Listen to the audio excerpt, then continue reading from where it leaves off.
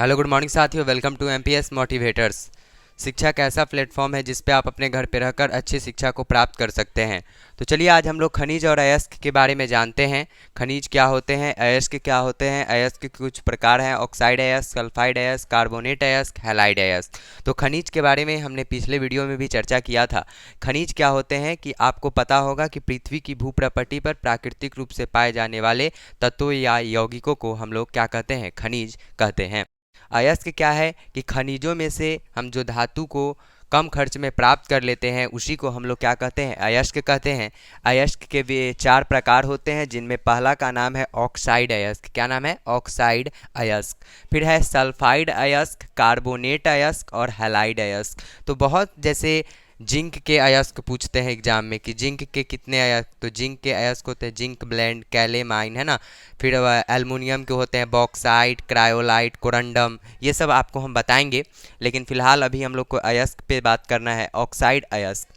Oxide अयस्क में haematite और बॉक्साइड। तो हेमेटाइट किसका होता है? लोहा का होता है। हेमेटाइट, मैग्नेटाइट, ये सब बताया जाएगा आपको। बॉक्साइट किसका है? एल्युमिनियम का है। तो ये अयस्क किसके हैं? एल्युमिनियम का अयस्क कौन है? बॉक्साइड। फिर देखिए ये लोहा का कौन अयस्क है? हेमेटाइट, ये याद रखिएगा।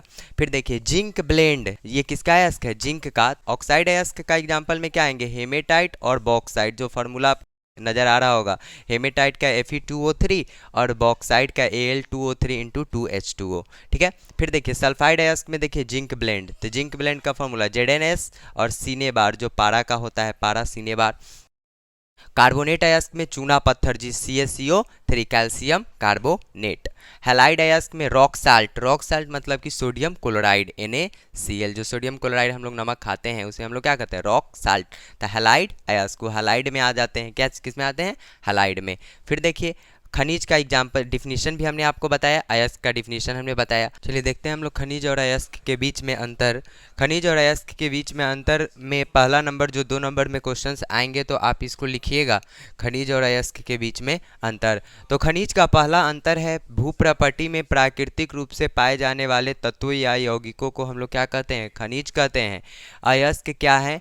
तो वे खनिज जिनसे धातुएं आसानी से तथा कम खर्च में प्राप्त की जा सकती है उसे अयस्क कहते हैं। हमने बताया है आपको। सभी खनिज अयस्क नहीं है, मतलब क्या है कि जितने खनिज है वह अयस्क नहीं हो सकते हैं, लेकिन सभी अयस्क, ये जो जितने अयस्क हैं वो क्या हो सकते हैं? खनिज हो सकते हैं, लेकिन सभी खनिज अयस्क नहीं हो सकते हैं। ये दूसरा अंतर है। पहला अंतर क्या देखे आपने कि भूप्रपट्टी में प्राकृतिक रूप से पाए जाने वाले तत्वों या यौगिकों को खनिज कहते हैं। वे खनिज जिनसे धातुएं आसानी से तथा कम खर्च में प्राप्त की जा सकती है उसे क्या कहते हैं? अयस्क कहते हैं। सभी खनिज अयस्क नहीं है, सभी अयस्क खनिज हैं।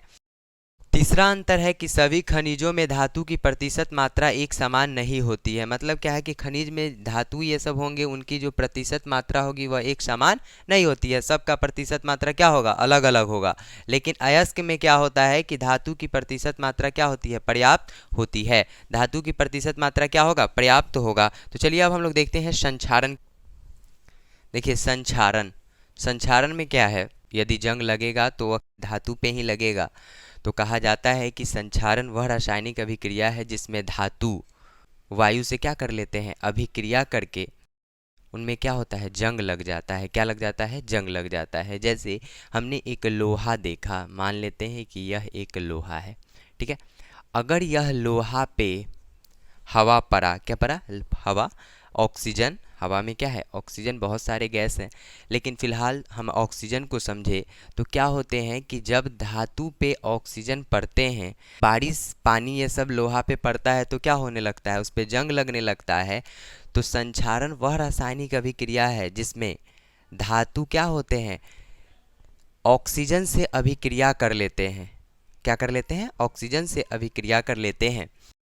और जैसे आप लोग देखते होंगे कि हम लोग लोहा की वस्तु को क्या कर लेते हैं? पेंट कर लेते हैं ना। लोहा की वस्तु को पेंट कर लेते हैं। तो हम लोग तो ऐसे ही समझते हैं कि इसको एक रौनक के लिए, एक अच्छा दिखने के लिए हम लोग पेंट कर रहे हैं। तो ऐसा नहीं है कि हम लोग तो ऐसे फिलहाल जान रहे हैं कि अब नहीं जानते थे तो कोई दिक्कत नहीं कि लोहा को ऐसे ही पेंट कर ले रहे हैं, लेकिन अब हमको पढ़ रहे हैं तो हम लोग समझ सकते हैं कि इसलिए पेंट किया गया था कि लोहा क्या होते हैं? ऑक्सीजन से अभिक्रिया कर क्या कर लेते हैं? जंग लगा देते हैं ना, उसमें रेड कलर का कुछ हो जाता है क्या?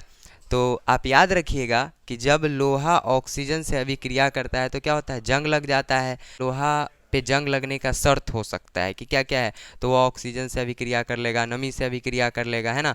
तो याद रखिएगा कि लोहा पे ही जंग लगेगा, जैसे ज़्यादा लगभग क्या है, धातु ही है, और धातु पे क्या होते हैं, जंग लग जाते हैं। ठीक है, तो फिर हम लोग संक्षारण से बचने के कुछ उपाय को देखेंगे। तो संक्षारण फिलहाल आपको समझ में आ गया होगा कि लोहा, धातु, ये सब क्या होते हैं, ऑक्सीजन से अभिक्रिया कर जंग लगा लेते हैं। इन्हीं प्रक्रिया को हम लोग क्या कहते हैं, संक्षारण कहते हैं। तो चलिए हम लोग फिर देखते हैं नेक्स्ट वीडियो में संक्षारण से बचने के कुछ उपाय को देखेंगे। यदि आप मेरे इस चैनल पे नए हो तो इस चैनल को लाइक, शेयर एंड सब्सक्राइब करिए। फिर हम लोग नेक्स्ट वीडियो में नए टॉपिक के साथ मिलते हैं। इसके लिए धन्यवाद।